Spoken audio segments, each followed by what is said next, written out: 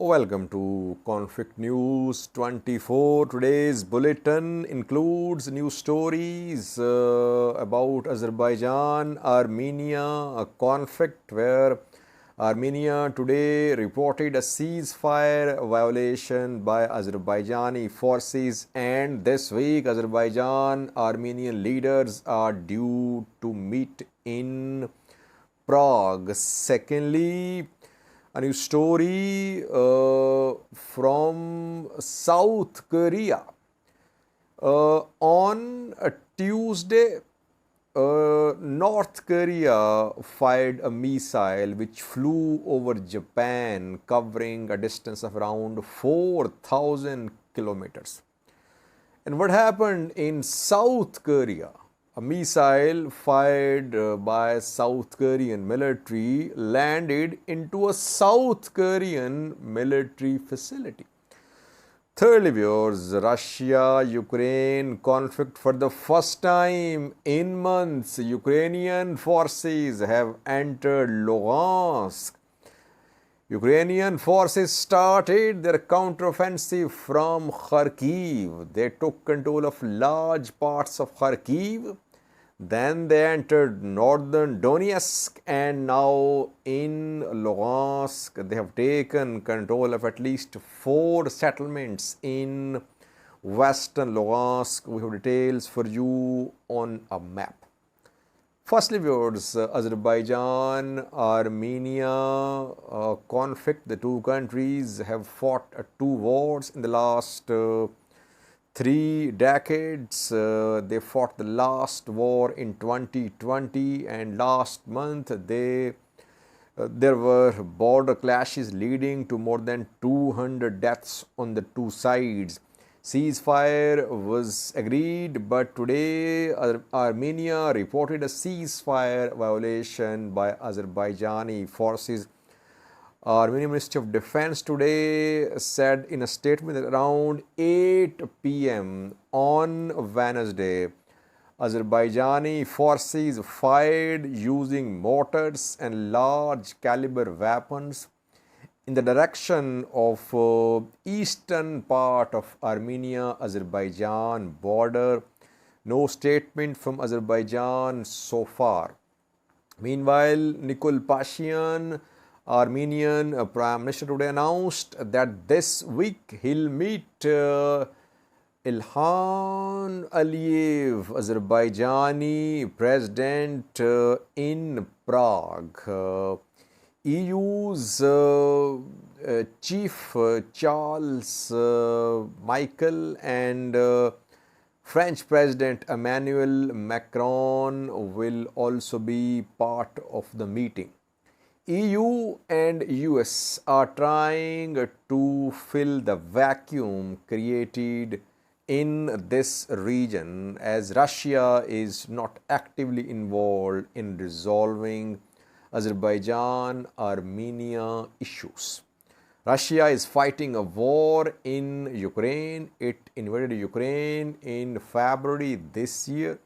And after that, EU and US both are enhancing their influence in Russian neighborhood. That is why we are seeing that US Secretary Anthony Blinken talked to Nikol Pashinyan and Ilham Aliyev, Azerbaijani president, a few days ago. Some meetings were facilitated between Azerbaijani Armenian leaders by the US in US, and now EU is playing its part. It is facilitating a meeting between Azerbaijani and Armenian leaders in Prague this week. Nikol Pashinyan is due to meet Turkish President Erdogan as well. Turkey supported Azerbaijan in 2020 Azerbaijan-Armenia war. Turkey supplied combat TB2 drones to Azerbaijani government. Turkish TB2 drones, Israeli Harap and kamikaze drones played a key role in helping Azerbaijan secure a military victory over Armenia in 2020. Since then, Turkey-Armenia relations have remained largely strained. Armenia sees Turkey as an Azerbaijani ally, but a meeting is due to be held between Armenian PM Nikol Pashinyan and Erdogan, a Turkish president, this week. Secondly, viewers, while North Korea on Tuesday fired a ballistic missile over Japan, which covered a distance of around 4,000 kilometers. What happened in South Korea?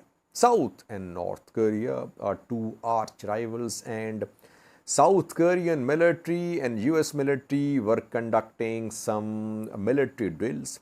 During the drill, the South Korean military fired a ballistic missile, but it was a misfire. The ballistic missile landed in a South Korean military base in Gangwang zone of South Korea, around 50 kilometers away from North Korea, South Korea border. It led to a panic. People thought that North Korea had fired a missile on South Korea. So later it was revealed that it was a South Korean missile which was misfired due to some technical issues. So you see that North Korean missile program is very advanced if you compare it with South Korean missile capabilities. And reportedly, Pakistani and Iranian missile programs owe a lot to North Korea. North Korea helped the two countries build and develop their missile programs, and Pakistani and Iranian missiles are known for their precision, which is largely due to technological help provided by North Korea, reportedly, not officially acknowledged by the two countries. Lastly, viewers, Russia-Ukraine conflict. When will Russia start a counteroffensive to stop Ukrainians from gaining territories on daily basis? What is Russia planning? Has Russia been outsmarted by Ukrainian military moves that it has no reply? Or is it planning something big? It's not clear, but on daily basis, Ukrainian territorial gains are being seen, visually confirmed, not just claimed. We are seeing pictures, videos of Ukrainian forces from newly captured areas. So it's not propaganda. People say that West, US are supporting Ukraine. They are supporting. But this counteroffensive leading to military gains by Ukrainian military is not a propaganda. It is visually confirmed. Russians are retreating from Kharkiv, from northern Donetsk, from Luhansk now. No one could have imagined a few days ago that Ukrainian military would be able to enter Luhansk. Ukrainian forces have entered Luhansk. Russians are retreating, though they are retreating without suffering any losses. Their troops, their military assets are being withdrawn, and they are planning something. Either waiting for the reservists to reach the front lines. 300,000 have been mobilized, receiving military trainings, or they're planning something big, which is still not clear what they're planning. Have a look at this map. Just to give you an idea of how Ukrainian forces have retaken territories in the last 3 weeks. They took Kharkiv, eastern part of Kharkiv. Then they were trying to capture this area, which is a northern part of Donetsk. It is between Kharkiv and Luhansk. They captured eastern part of Kharkiv, almost entire, not entire, but large territories in eastern part of Kharkiv were retaken by Ukrainian forces. You can see Oskil River here. They have crossed Oskil. They are pushing Russians across this border, which is Luhansk Kharkiv border. This patch, this area is between Kharkiv and Luhansk, northern Donetsk. And here we reported that Ukrainian forces retook key town Liman just a few days ago. And today they cleared this area entirely, northern Donetsk. This zone has come entirely under Ukrainian control. And from here they have entered Luhansk, this part, western part of Luhansk. Let me now show you details.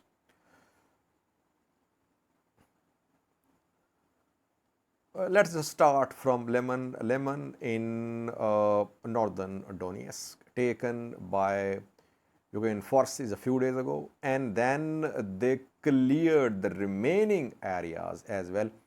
Terne and Yampolivka are two last settlements which were under Russian control in northern Donetsk. This is border, northern Donetsk and Luhansk border. And today it was visually confirmed that both Terne and Yampolivka have come under Ukrainian control. So it means that entire northern Donetsk between Kharkiv and Luhansk has come under Ukrainian control.